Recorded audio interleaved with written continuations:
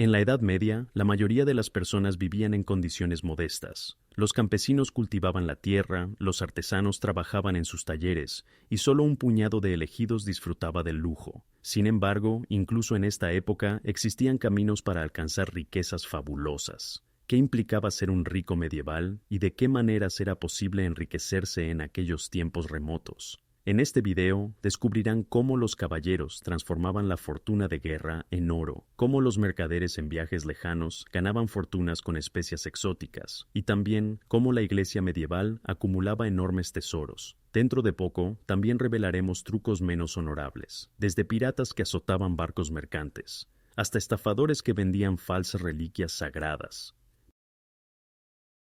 Prepárense para un viaje al pasado, donde el valor, la astucia y la crueldad podían decidir si una persona moría en la pobreza o en seda y oro. La sociedad medieval se basaba en el sistema feudal, donde la principal medida de riqueza era la tierra y el poder sobre ella. Los nobles de alta cuna poseían extensas propiedades, en las cuales decenas o cientos de campesinos vasallos cultivaban los campos y entregaban al señor parte de la cosecha. La propiedad de la tierra garantizaba ingresos constantes en forma de rentas feudales y tributos. Quien tenía tierra, tenía riqueza.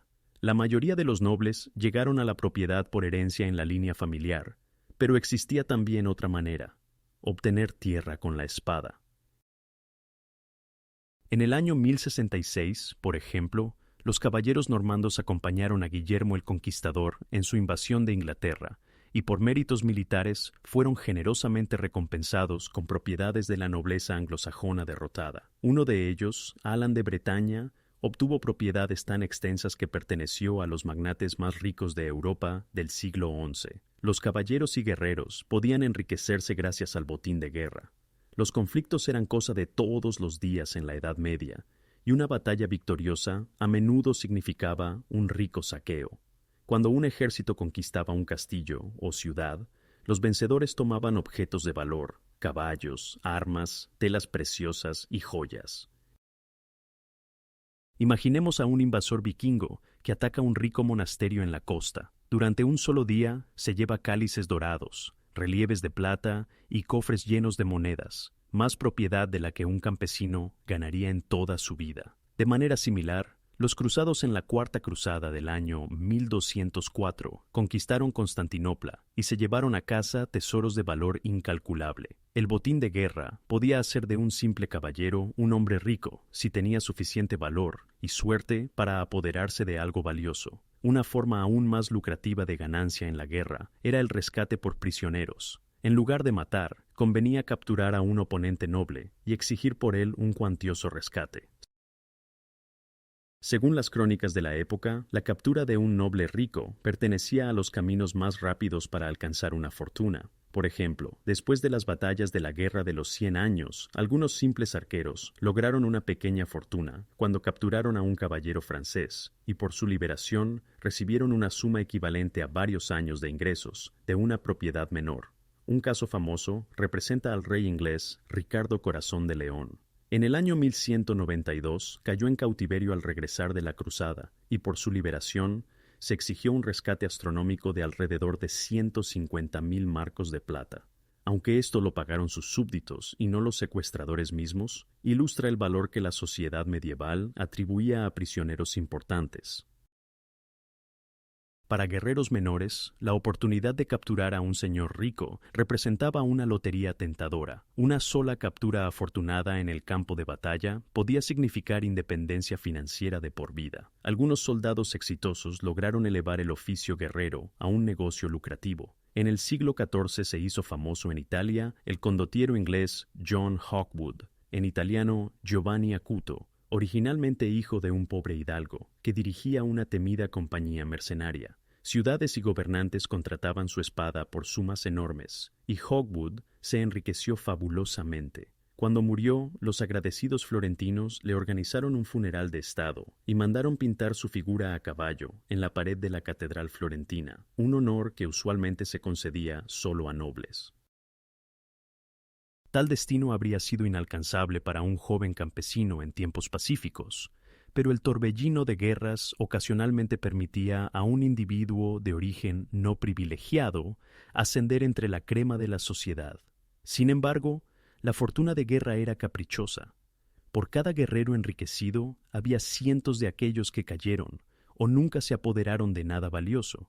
No obstante, muchos jóvenes de familias pobres elegían la carrera de caballero o mercenario precisamente con la esperanza de lograr propiedad y posición gracias a la espada. El deseo de botín incluso a menudo superaba los ideales de honor y caballería cantados en las epopeyas. Los ingresos de la guerra así permanecían como un camino importante, aunque arriesgado, hacia la riqueza.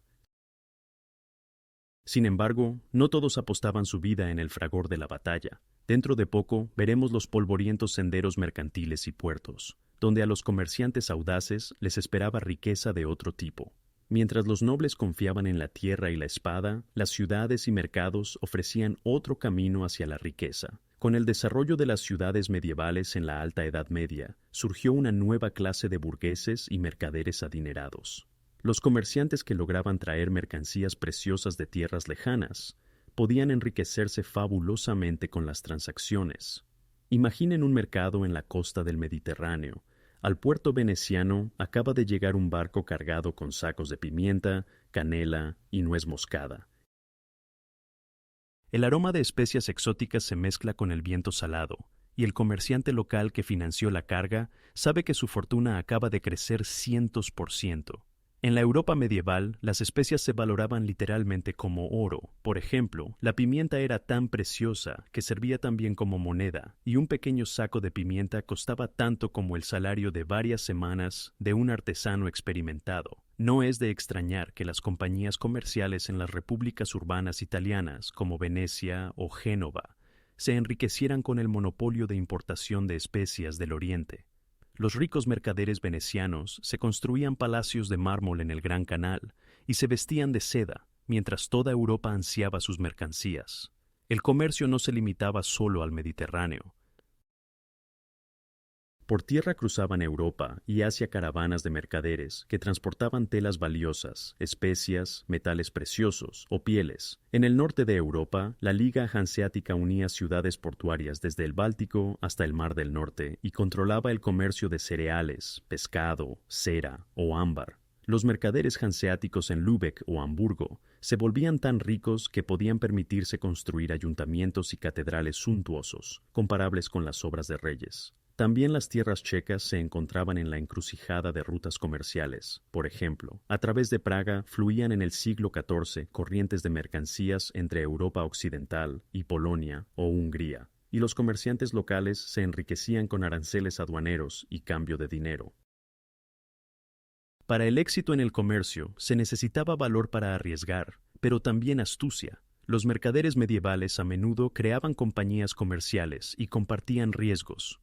Uno invertía en el barco, otro en las mercancías. Un tercero aseguraba el mercado. Si el barco naufragaba o lo atacaban piratas, la pérdida se dividía. Pero si todo salía bien, la ganancia esperaba a todos los participantes. La iniciativa se recompensaba. Por ejemplo, el mercader florentino Francesco Datini, en el siglo XIV, comenzó como hijo de una viuda pobre. Pero gracias al comercio de telas y armas, acumuló una fortuna enorme y se convirtió en patrón de su ciudad. De manera similar, en Inglaterra aparecieron burgueses enriquecidos. El famoso héroe literario Geoffrey Chaucer describe en sus cuentos de Canterbury a un mercader con riqueza visible, que tenía barba y en ella piel de castor, signo de lujo. Los comerciantes reales de esa época, como Jacob Fugger en Alemania, o la familia Medici en Italia, comenzaron con el comercio de telas o minerales y gradualmente expandieron sus imperios comerciales. Sin embargo, los mercaderes exitosos tenían que superar también prejuicios. La Iglesia veía el comercio y la acumulación de dinero con sospecha. La riqueza del comercio supuestamente alejaba de la salvación del alma, y los comerciantes solían ser representados como codiciosos. A pesar de esto, precisamente en la Baja Edad Media, la clase burguesa ganó influencia. Las ciudades conquistaron privilegios, y los mercaderes ricos a veces lograron títulos nobles a través de matrimonios o compra de tierras. El dinero del comercio así logró abrir puertas que antes estaban cerradas para los no nobles. Junto al comercio de larga distancia, florecían también los oficios urbanos. Muchos gremios guardaban secretos de producción y garantizaban a maestros hábiles monopolio y ganancias decentes. Un maestro pañero en Brujas o un armero en Milán, famoso por la calidad de su trabajo, podía enriquecerse gracias a la demanda de la nobleza por mercancías de primera clase. También en Praga trabajaban famosos orfebres y relojeros, cuyos productos llegaban a cortes reales y sus talleres generaban sumas considerables. Los ricos artesanos, aunque usualmente no alcanzaban el brillo de los grandes mercaderes, sin embargo, pertenecían a la élite urbana e invertían el dinero ganado en casas suntuosas o compra de más tierra. La riqueza del comercio no era dominio solo de Europa. En el siglo XIV en África Occidental, florecía el imperio de Mali, que controlaba minas de oro y el comercio de caravanas a través del Sahara. Su gobernante Mansa Musa es considerado por muchos como una de las personas más ricas de todos los tiempos. Cuando en el año 1324 realizó la peregrinación a la Meca, llevó consigo miles de libras de oro y las repartió generosamente en el camino a pobres y ricos. En El Cairo egipcio supuestamente repartió tanto oro que causó la caída del valor del oro en el mercado local durante varios años. Este rey africano acumuló riqueza fabulosa gracias al control de rutas comerciales estratégicas, riqueza que en Europa causaba asombro y envidia. Dentro de poco descubriremos que existía aún otra manera de hacer que el dinero trabajara y enriquecerse. Los banqueros y usureros medievales lograban ganar fortunas sin tener que viajar por especias o seda. En un mundo donde la mayoría de la riqueza tenía forma de tierra o mercancías, gradualmente nació también el fenómeno de la riqueza financiera. Prestar dinero con interés, en palabras de entonces usura, estaba oficialmente prohibido por la Iglesia, pero la necesidad de crédito crecía. Los reyes necesitaban dinero para guerras, los comerciantes para financiar caravanas y barcos, las ciudades para construir murallas, y así surgió una clase especial de financieros que lograban enriquecerse del dinero mismo. Como la moral cristiana impedía a los prestamistas cobrar intereses, a menudo aprovecharon la oportunidad los judíos, a quienes no se aplicaba la prohibición eclesiástica. En muchas ciudades medievales trabajaban cambistas judíos y prestaban dinero a todos los que necesitaban, naturalmente por una recompensa. Por el riesgo y la hostilidad del entorno, exigían intereses considerables y más de una familia judía se enriqueció con préstamos a nobles o burgueses. Por otro lado, la riqueza de los usureros judíos a menudo estaba expuesta a envidia y peligro. Más de una vez sucedió que un gobernante prefirió expulsar o eliminar a sus acreedores antes que pagar las deudas. Varios casos así pasaron a la historia. El rey inglés Eduardo I, en el año 1290, expulsó a todos los judíos de su reino y les confiscó la propiedad después de haber utilizado sus servicios financieros, y el rey francés Felipe IV, en la misma época, recurrió repetidamente a la expulsión de comunidades judías y confiscación de su propiedad cuando necesitaba llenar el tesoro real. Sin embargo, los préstamos eran una parte indispensable de la economía, y quien tenía capital para prestar podía ganar mucho. Un testimonio elocuente es la historia de los caballeros templarios, originalmente monjes guerreros pobres que debían proteger a los peregrinos. Gradualmente se convirtieron en banqueros de Europa. Los peregrinos ricos e incluso reyes depositaban dinero con ellos, y los templarios les expedían un cheque por el cual era posible retirar el equivalente en otro país.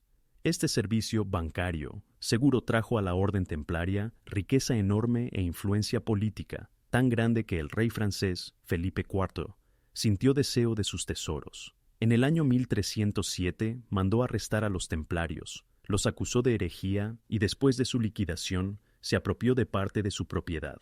En este drama vemos cuán tentadora y peligrosa podía ser la riqueza del dinero. En los siglos XIII y XIV, el emprendimiento financiero se desarrolló plenamente también entre cristianos, especialmente en el norte de Italia. En familias portuarias y bancarias en Génova, Florencia o Venecia surgieron los primeros bancos verdaderos. Los mercaderes aquí descubrieron maneras de eludir la prohibición de usura. Por ejemplo, en lugar de interés directo, utilizaron cambio de monedas y sobreprecio en el tipo de cambio, o ganancia de participación conjunta. Las familias bancarias florentinas como Bardi y Peruzzi prestaban dinero a reyes de toda Europa. A veces ganaban fortunas, otras veces quebraban cuando el gobernante no pagaba la deuda. Una de las dinastías más famosas, los Medici de Florencia, comenzó alrededor del año 1400 como simple familia de comerciante de textiles. Pero la banca, la gestión de dinero de muchos clientes ricos, incluyendo papas, los convirtió en la familia más rica de Italia. Cosimo de Medici, cabeza de la familia en el siglo XV, era tan rico que podía financiar construcciones de iglesias, patrocinar artistas como mecenas y básicamente controlar la política florentina. El dinero le ganaba más dinero. Esta era una nueva realidad que se manifestó plenamente en la Baja Edad Media. Además de Italia, los financieros destacaron también en otros lugares. En las tierras alemanas se hizo famosa la familia Fugger. Jacob Fugger, apodado El Rico en el siglo XV, dominó el comercio de algodón y plata, prestó sumas enormes al emperador y a cambio obtuvo privilegios lucrativos, por ejemplo, el derecho de extraer en minas. En las tierras checas podemos mencionar, por ejemplo, al burgués Jakub Bona, banquero italiano que trabajó en el siglo XV en Praga, quien financió a los reyes jagellónicos. Y no debemos olvidar tampoco a los maestros de moneda, administradores de las casas de moneda reales que controlaban la acuñación de dinero. Quien controlaba una casa de moneda podía enriquecerse tomando un pedacito de valor de cada moneda acuñada para sí mismo, el llamado regal, derecho del gobernante a la ganancia de la acuñación. Famoso es el ejemplo de Yachimov a principios del siglo XVI, donde la familia Schlick se enriqueció con la acuñación de monedas de plata, pero esto ya es transición a la época moderna. Los banqueros y cambistas medievales mostraron que la riqueza no tenía que venir solo de la tierra o mercancías, sino que podía crecer también del trabajo hábil con dinero. Pero ellos también estaban expuestos a riesgos, ya fuera el riesgo de bancarrota o represiones políticas. La fragilidad de este tipo de riqueza se manifestó, por ejemplo, en el año 1345, cuando quebraron los bancos florentinos de los Bardi y Peruzzi, después de que el rey inglés Eduardo III se negó a pagar sus préstamos. Muchos depositarios perdieron entonces sus ahorros, y la ciudad fue sacudida por disturbios. Se mostró así que el dinero podía traer grandes ganancias, pero también grandes pérdidas. Y cuando ya hablamos de riesgo, no solo mercados y banqueros, sino también la Iglesia logró acumular riqueza enorme, aunque el camino hacia ella pasaba por valores completamente diferentes. En un momento sabrán cómo la Iglesia medieval se enriquecía con la fe de sus ovejas. A primera vista podría parecer que la Iglesia y la riqueza no van juntas, ya que el cristianismo predicaba la pobreza de espíritu y la renuncia. Sin embargo, la Iglesia medieval se convirtió en la institución más rica de su época. Ya en la temprana Edad Media, gobernantes y nobles dotaban generosamente a monasterios y obispados con tierra, dinero y tesoros. Creían que así se aseguraban el favor divino y la salvación del alma. Así gradualmente la Iglesia se desarrolló como el mayor propietario feudal. Se estima que al final de la Edad Media, la Iglesia poseía hasta 1/3 de toda la tierra arable en Europa occidental. De cada aldea fluía el diezmo, la 10ª parte de la cosecha, para apoyo del párroco local y la Iglesia, e indirectamente así al sistema eclesiástico. A esto agreguemos donaciones de fieles, legados de ricos moribundos e indulgencias, y obtenemos la receta para una fortuna enorme. Los monasterios a menudo servían como centros económicos. Por ejemplo, la orden cisterciense era conocida por su habilidad económica. Los monjes fundaban molinos, viñedos, criaban ovejas y producían lana o vino que luego vendían.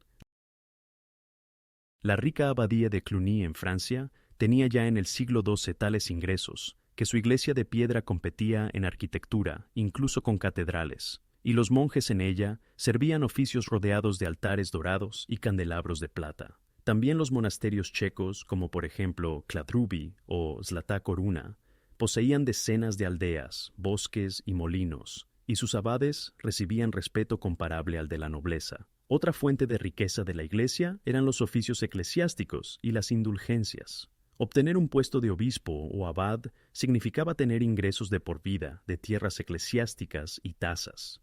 No es de extrañar que se extendiera el vicio llamado simonía, comercio con oficios eclesiásticos. Los nobles adinerados no dudaban en pagar al papa o al rey una suma cuantiosa para que su hijo obtuviera el anillo episcopal, o incluso el sombrero cardenalicio. La inversión luego se devolvía en forma de diezmos y tasas de los fieles. Algunos altos dignatarios eclesiásticos así acumulaban riqueza personal que les envidiaría cualquier príncipe.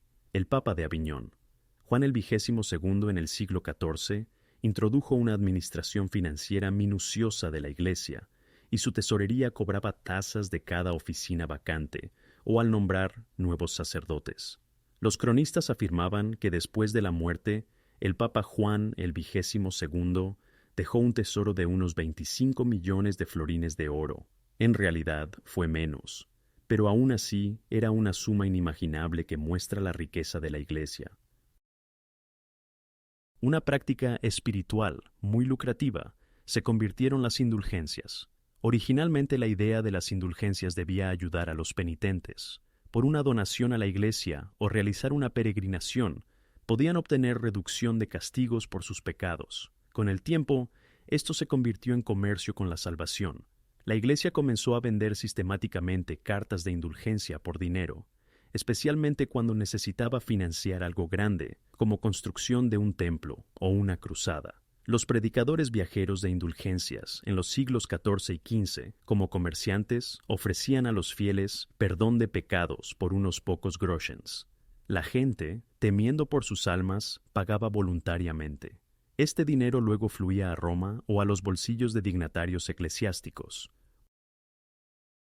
Uno de los vendedores de indulgencias más conocidos, el monje dominico Johann Tetzel, trabajó ya a principios del siglo XVI, pero siguió una práctica secular. Su frase alada, tan pronto como el dinero en la caja suena, el alma del purgatorio sale, resume el carácter comercial del negocio de indulgencias. Y no eran pequeñas cantidades. Para tener una idea, por indulgencias selectas, el Papa se hizo financiar la construcción de la grandiosa Basílica de San Pedro en Roma. La Iglesia tenía también otras fuentes de ingresos. Las peregrinaciones y veneración de reliquias traían dinero a lugares donde se encontraban famosos restos santos.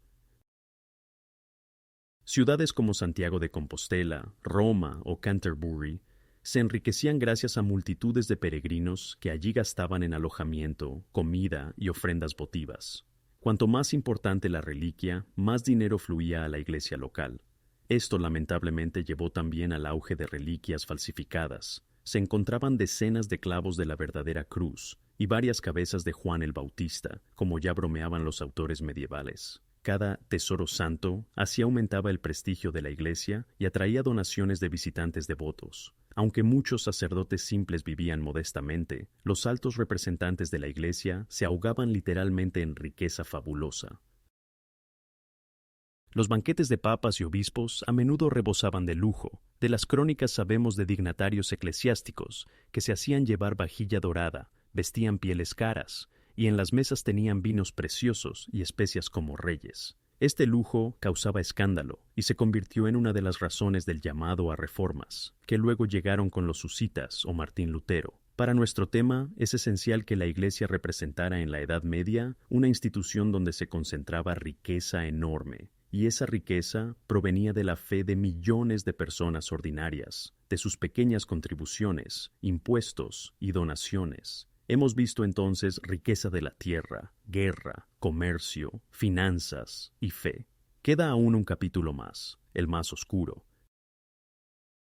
Junto a esos caminos oficiales hacia el enriquecimiento, existían también aquellos que eligieron el crimen y el engaño como atajo hacia la riqueza. En un momento veremos entre piratas, bandidos y estafadores, que no temían violar la ley en nombre de un botín cuantioso. No todos los ricos medievales llegaron a la propiedad por un camino honesto o socialmente reconocido. Algunos decidieron tomar la riqueza por fuerza o astucia, incluso a costa del crimen. La Edad Media conocía también emprendedores, que cambiaron el arado o balanzas comerciales por espada y daga para saquear y robar. Los piratas surcaban los mares desde el Mediterráneo hasta el Océano Ártico y atacaban barcos mercantes. En cada carga que saqueaban, veían la promesa de ganancia rápida.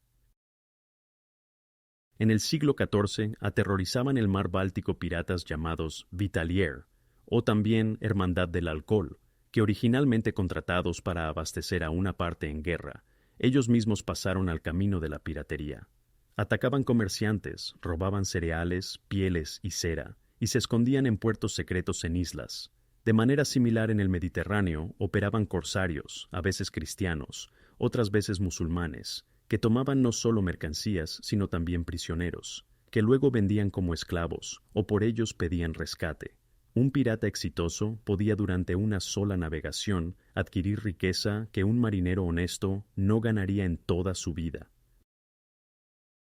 Por otro lado, la piratería era una ocupación tremendamente arriesgada. Tan pronto como los piratas eran capturados, les esperaba la cuerda o un breve baile en la horca en el puerto como advertencia a otros. En tierra tenían un papel similar bandidos y caballeros ladrones. En tiempos turbulentos, por ejemplo durante guerras, algunos hombres armados se soltaron de la cadena, atacaban aldeas, caravanas de mercaderes o peregrinos, y tomaban lo que podían. En Bohemia, después de las guerras husitas, y en otros lugares de Europa, muchos antiguos mercenarios se convirtieron en temidos bandidos, que de castillos apartados se hicieron bases para sus incursiones.